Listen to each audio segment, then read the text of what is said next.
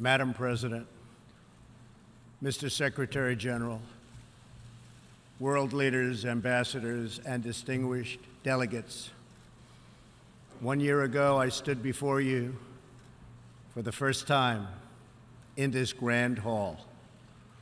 I addressed the threats facing our world, and I presented a vision to achieve a brighter future for all of humanity.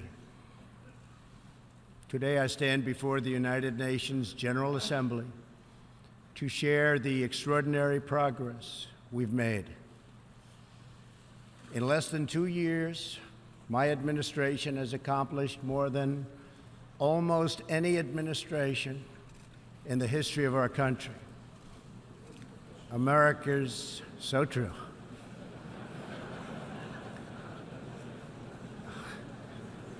Didn't expect that reaction, but that's okay.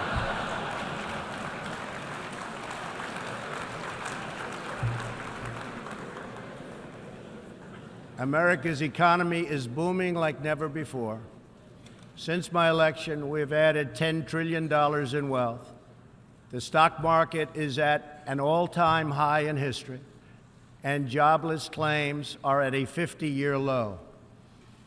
African American, Hispanic American, and Asian American unemployment have all achieved their lowest levels ever recorded.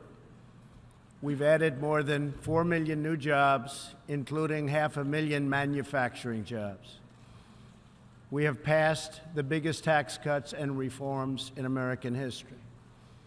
We've started the construction of a major border wall, and we have greatly strengthened border security. We have secured record funding for our military, $700 billion this year, and $716 billion next year. Our military will soon be more powerful than it has ever been before. In other words, the United States is stronger, safer, and a richer country than it was when I assumed office less than 2 years ago. We are standing up for America and for the American people, and we are also standing up for the world.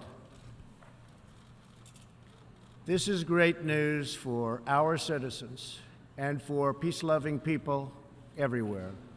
We believe that when nations respect the rights of their neighbors and defend the interests of their people, they can better work together to secure the blessings of safety, prosperity, and peace. Each of us here today is the emissary of a distinct culture, a rich history, and a people bound together by ties of memory, tradition, and the values that make our homelands like nowhere else on earth. That is why America will always choose independence and cooperation over global governance, control, and domination. I honor the right of every nation in this room to pursue its own customs, beliefs, and traditions. The United States will not tell you how to live or work or worship. We only ask that you honor our sovereignty in return. From Warsaw to Brussels to Tokyo to Singapore, it has been my highest honor to represent the United States abroad. I have forged close relationships and friendships and strong partnerships with the leaders of many nations in this room, and our approach has always yielded incredible change. With support from many countries here today, we have engaged with North Korea to replace the specter of conflict with a bold and new push for peace. In June, I traveled to Singapore to meet face-to-face with North Korea's leader, Chairman Kim Jong-un. We had highly productive conversations and meetings, and we agreed that it was in both countries' interest to pursue the denuclearization of the Korean Peninsula. Since that meeting, we have already seen a number of encouraging measures that few could have imagined only a short time ago. The missiles and rockets are no longer flying in every direction. Nuclear testing has stopped. Some military facilities are already being dismantled. Our hostages have been released, and as promised, the remains of our fallen heroes are being returned home to lay at rest in American soil. I would like to thank Chairman Kim for his courage and for the steps he has taken, though much work remains to be done. The sanctions will stay in place until denuclearization occurs. I also want to thank the many member states who helped us reach this moment, a moment that is actually far greater than people would understand, far greater, but for also their support and the critical support that we will all need going forward. Special thanks to President Moon of South Korea, Prime Minister Abe of Japan, and President Xi of China. In the Middle East, our new approach is also yielding great strides and very historic change. Following my trip to Saudi Arabia last year, the Gulf countries opened a new center to target terrorist financing. They are enforcing new sanctions, working with us to identify and track terrorist networks, and taking more responsibility for fighting terrorism and extremism in their own region. The UAE, Saudi Arabia, and Qatar have pledged billions of dollars to aid the people of Syria and Yemen, and they are pursuing multiple avenues to ending Yemen's horrible, horrific civil war. Ultimately, it is up to the nations of the region to decide what kind of future they want for themselves and their children. For that reason, the United States is working with the Gulf Cooperation Council, Jordan, and Egypt to establish a regional strategic alliance so that Middle Eastern nations can advance prosperity, stability, and security across their home region. Thanks to the United States military and our partnership with many of your nations, I am pleased to report that the bloodthirsty killers known as ISIS have been driven out from the territory they once held in Iraq and Syria. We will continue to work with friends and allies to deny radical Islamic terrorists any funding, territory, or support, or any means of infiltrating our borders. The ongoing tragedy in Syria is heartbreaking. Our shared goals must be the de-escalation of military conflict, along with a political solution that honors the will of the Syrian people. In this vein, we urge the United Nations-led peace process be reinvigorated.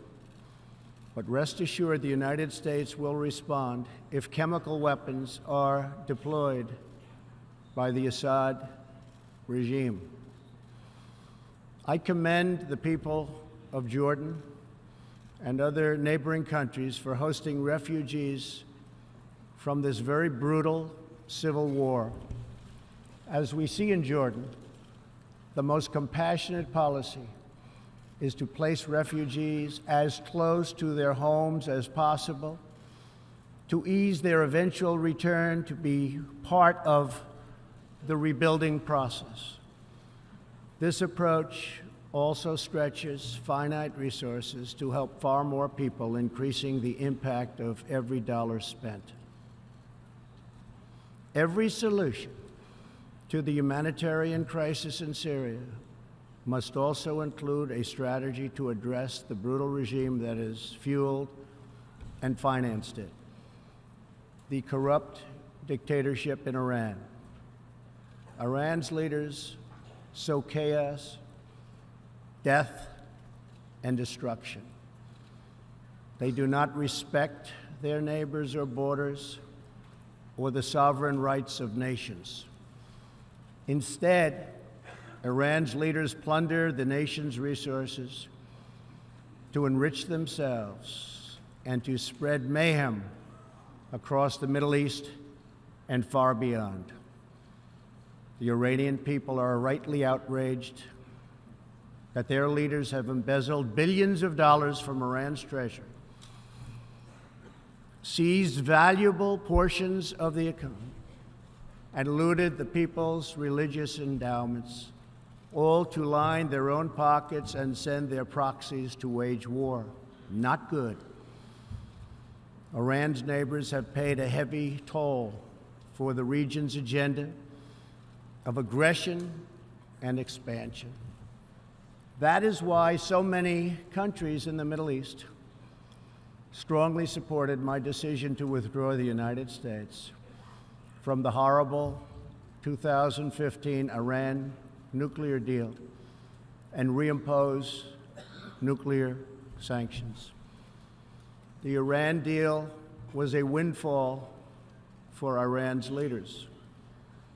In the years since the deal was reached, Iran's military budget grew nearly 40%. The dictatorship used the funds to build nuclear-capable missiles, increase internal repression, finance terrorism, and fund havoc and slaughter in Syria and Yemen. The United States has launched a campaign of economic pressure to deny the regime the funds it needs to advance its bloody agenda.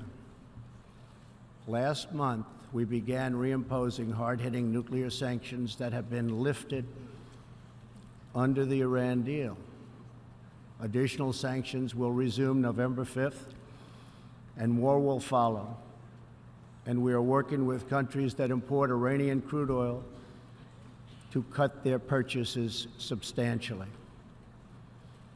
We cannot allow the world's leading sponsor of terrorism to possess the planet's most dangerous weapons. We cannot allow a regime that chants death to America and that threatens Israel with annihilation to possess the means to deliver a nuclear warhead to any city on earth. Just can't do it. We ask all nations to isolate Iran's regime as long as its aggression continues. And we ask all nations to support Iran's people as they struggle to reclaim their religious and righteous destiny. This year, we also took another significant step forward in the Middle East in recognition of every sovereign state to determine its own capital. I moved the U.S. Embassy in Israel to Jerusalem. The United States is committed to a future of peace and stability in the region, including peace between the Israelis and the Palestinians. That aim is advanced, not harmed, by acknowledging the obvious facts. America's policy of principled realism means we will not be held hostage to old dogmas, discredited ideologies, and so-called experts who have been proven wrong over the years, time and time again. This is true not only in matters of peace, but in matters of prosperity. We believe that trade must be fair and reciprocal. The United States will not be taken advantage of any longer. For decades, the United States opened its economy, the largest by far on earth, with few conditions. We allowed foreign goods from all over the world to flow freely across our borders. Yet, other countries did not grant us fair and reciprocal access to their markets in return. Even worse, some countries abused their openness to dump their products, subsidize their goods, target our industries, and manipulate their currencies to gain unfair advantage over our country. As a result, our trade deficit ballooned to nearly $800 billion a year. For this reason, we are systematically renegotiating broken and bad trade deals. Last month, we announced a groundbreaking U.S.-Mexico trade agreement. And just yesterday, I stood with President Moon to announce the successful completion of the brand new U.S.-Korea trade deal. And this is just the beginning. Many nations in this hall will agree that the world trading system is in dire need of change. For example, countries were admitted to the World Trade Organization that violate every single principle on which the organization is based. While the United States and many other nations play by the rules, these countries use government-run industrial planning and state-owned enterprises to rig the system in their favor. They engage in relentless product dumping, forced technology transfer, and the theft of intellectual property. The United States lost over 3 million manufacturing jobs, nearly a quarter of all steel jobs, and 60,000 factories after China joined the WTO. And we have racked up $13 trillion in trade deficits over the last 2 decades. But those days are over. We will no longer tolerate such abuse. We will not allow our workers to be victimized, our companies to be cheated, and our wealth to be plundered and transferred. America will never apologize for protecting its citizens. The United States has just announced tariffs on another $200 billion in Chinese-made goods, for a total so far of $250 billion. I have great respect and affection for my friend, President Xi, but I have made clear our trade imbalance is just not acceptable. China's market distortions and the way they deal cannot be tolerated. As my administration has demonstrated, America will always act in our national interests. I spoke before this body last year and warned that the UN Human Rights Council had become a grave embarrassment to this institution, shielding egregious human rights abusers while bashing America and its many friends. Our ambassador to the United Nations, Nikki Haley, laid out a clear agenda for reform, but despite reported and repeated warnings, no action at all was taken. So the United States took the only responsible course. We withdrew from the Human Rights Council, and we will not return until real reform is enacted. For similar reasons, the United States will provide no support in recognition to the International Criminal Court. As far as America is concerned, the ICC has no jurisdiction, no legitimacy, and no authority. The ICC claims near universal jurisdiction over the citizens of every country, violating all principles of justice, fairness, and due process. We will never surrender America's sovereignty to an unelected, unaccountable global bureaucracy. America is governed by Americans. We reject the ideology of globalism, and we embrace the doctrine of patriotism. Around the world, responsible nations must defend against threats to sovereignty, not just from global governments, but also from other new forms of coercion and domination. In America, we believe strongly in energy security for ourselves and for our allies.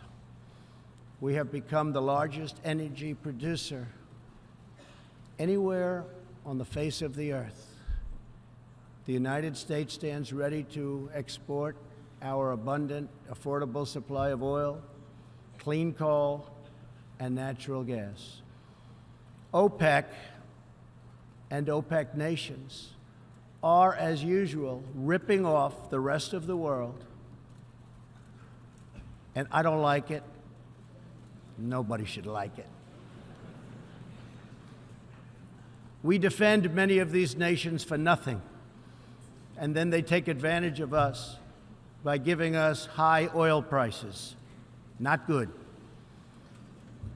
We want them to stop raising prices.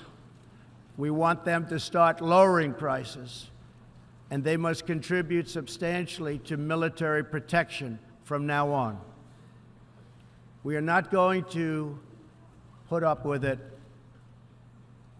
these horrible prices, much longer. Reliance on a single foreign supplier can leave a nation vulnerable to extortion and intimidation.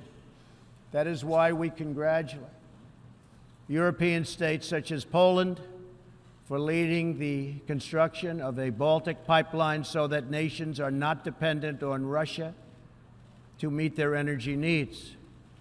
Germany will become totally dependent on Russian energy if it does not immediately change course. Here in the Western Hemisphere, we are committed to maintaining our independence from the encroachment of expansionist foreign powers. It has been the formal policy of our country since President Monroe that we reject the interference of foreign nations in this hemisphere and in our own affairs. The United States has recently strengthened our laws to better screen foreign investments in our country for national security threats. And we welcome cooperation with countries in this region and around the world that wish to do the same.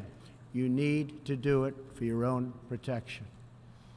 The United States is also working with partners in Latin America to confront threats to sovereignty from uncontrolled migration.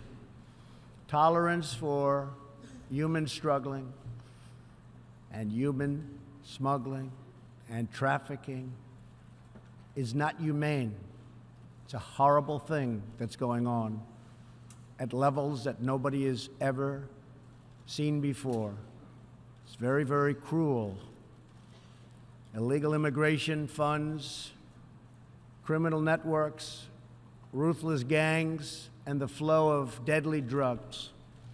Illegal immigration exploits vulnerable populations, hurts hardworking citizens, and has produced a vicious cycle of crime, violence, and poverty. Only by upholding national borders, destroying criminal gangs, can we break this cycle and establish a real foundation for prosperity. We recognize the right of every nation in this room to set its own immigration policy in accordance with its national interests, just as we ask other countries to respect our own right to do the same, which we are doing. That is one reason the United States will not participate in the new Global Compact on Migration. Migration should not be governed by an international body unaccountable to our own citizens. Ultimately, the only long-term solution to the migration crisis is to help people build more hopeful futures in their home countries, make their countries great again. Currently, we are witnessing a human tragedy, as an example, in Venezuela, More than 2 million people have fled the anguish inflicted by the socialist Maduro regime and its Cuban sponsors. Not long ago, Venezuela was one of the richest countries on earth. Today, socialism has bankrupted the oil-rich nation and driven its people into abject poverty. Virtually everywhere socialism or communism has been tried, it has produced suffering, corruption, and decay. Socialism's thirst for power leads to expansion, incursion, and oppression. All nations of the world should resist socialism and the misery that it brings to everyone. In that spirit, we ask the nations gathered here to join us in calling for the restoration of democracy in Venezuela. Today, we are announcing additional sanctions against the repressive regime, targeting Maduro's inner circle and close advisors. We are grateful for all of the work the United Nations does around the world to help people build better lives for themselves and their families. The United States is the world's largest giver in the world by far of foreign aid, but few give anything to us. That is why we are taking a hard look at U.S. foreign assistance that will be headed up by Secretary of State Mike Pompeo. We will examine what is working, what is not working, and whether the countries who receive our dollars and our protection also have our interests at heart. Moving forward, we are only going to give foreign aid to those who respect us and, frankly, are our friends. And we expect other countries to pay their fair share for the cost of their defense. The United States is committed to making the United Nations more effective and accountable. I have said many times that the United Nations has unlimited potential. As part of our reform effort, I have told our negotiators that the United States will not pay more than 25% of the UN peacekeeping budget. This will encourage other countries to step up, get involved, and also share in this very large burden. And we are working to shift more of our funding from assessed contributions to voluntary so that we can target American resources to the programs with the best record of success. Only when each of us does our part and contributes our share can we realize the UN's highest aspirations. We must pursue peace without fear, hope without despair, and security without apology. Looking around this hall where so much history has transpired, we think of the many before us who have come here to address the challenges of their nations and of their times. And our thoughts turn to the same question that ran through all their speeches and resolutions, through every word and every hope. It is the question of what kind of world will we leave for our children, and what kind of nations they will inherit. The dreams that fill this hall today are as diverse as the people who have stood at this podium, and as varied as the countries represented right here in this body are. It really is something. It really is great, great history. There is India, a free society, over 1 billion people, successfully lifting countless millions out of poverty and into the middle class. There is Saudi Arabia, where King Salman and the Crown Prince are pursuing bold new reforms. There is Israel, proudly celebrating its 70th anniversary as a thriving democracy in the Holy Land. In Poland, the great people are standing up for their independence, their security, and their sovereignty. Many countries are pursuing their own unique visions, building their own hopeful futures, and chasing their own wonderful dreams of destiny, of legacy, and of a home. The whole world is richer. Humanity is better because of this beautiful constellation of nations, each very special, each very unique, and each shining brightly in its part of the world. In each one, we see awesome promise of a people bound together by a shared past and working toward a common future. As for Americans, we know what kind of future we want for ourselves. We know what kind of a nation America must always be. In America, we believe in the majesty of freedom and the dignity of the individual.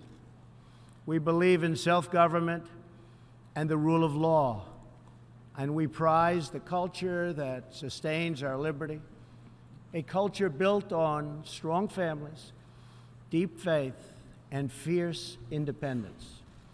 We celebrate our heroes, we treasure our traditions, and above all, we love our country.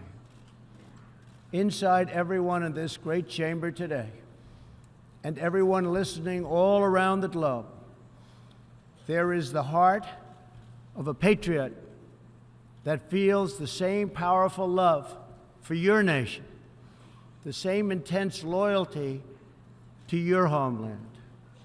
The passion that burns in the hearts of patriots and the souls of nations has inspired reform and revolution, sacrifice and selflessness, scientific breakthroughs, and magnificent works of art.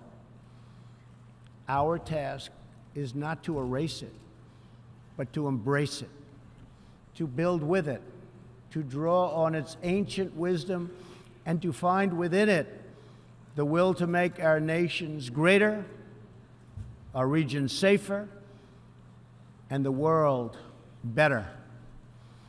To unleash this incredible potential in our people, we must defend the foundations that make it all possible. Sovereign and independent nations are the only vehicle where freedom has ever survived, democracy has ever endured, or peace has ever prospered. And so we must protect our sovereignty and our cherished independence above all. When we do, we will find new avenues for cooperation unfolding before us. We will find new passion for peacemaking rising within us. We will find new purpose, new resolve, and new spirit flourishing all around us, and making this a more beautiful world in which to live. So together, let us choose a future of patriotism, prosperity, and pride. Let us choose peace and freedom over domination and defeat. And let us come here to this place to stand for our people and their nations, forever strong, forever sovereign, forever just, and forever thankful for the grace and the goodness and the glory of God. Thank you, God bless you, and God bless the nations of the world. Thank you very much. Thank you.